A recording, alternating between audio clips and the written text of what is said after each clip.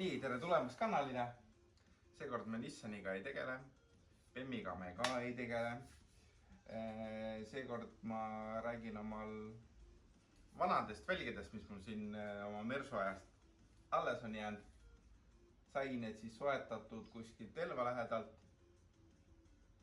Tegemist Mersu Seigen välgedega. Tulid siin 2000 kuskil aastatel välja.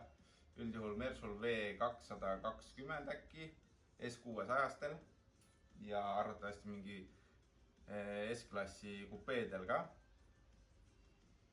Ja mõtlesin, et panen need oma Mersule alla, aga Mersu leidis vahepeal endale uue omaniku, nii et neid ei jõudnudki kahjuks sinna alla.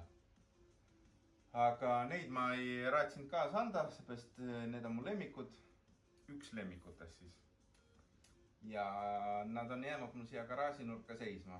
Ja siis nüüd ma mõtlesin, et hakkaks nendega tegelema, tahaks nad korda saada.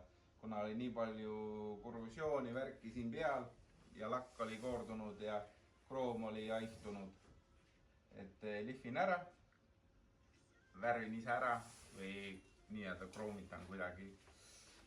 Aga jah, on jäänud kuidagi nagu pooleli. Ehk siis ise tehtud siin mingi lihv, asjad peal. Mõtlesin, et peaks ikkagist need viima kellegi sellise kätte, kes teab, mida teeb ja teeb iga päeva selliseid asju. Tahaks lõpptulemus, et oleks hea nendel. Tegemist ikkagi suht minu arvates haruldaste välgedega. Jep. Aga vaatame neid lähedamalt siis. Nii siis siin on siis need väljad vähe lähedamalt.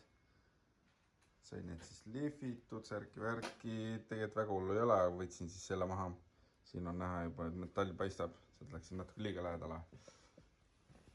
Proovime täna selle ventiili siit veel ära võtta. Elu lihtsamaks pole kunagi võtta, aga vaatame. Arvates mingi väga raske ei ole ju. Need raskused ära. Näha, et on original värk. Made in German. Jah.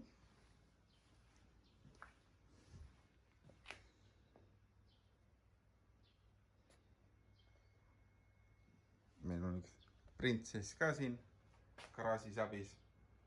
Aitab siia garaaži päikest tuua. Yes.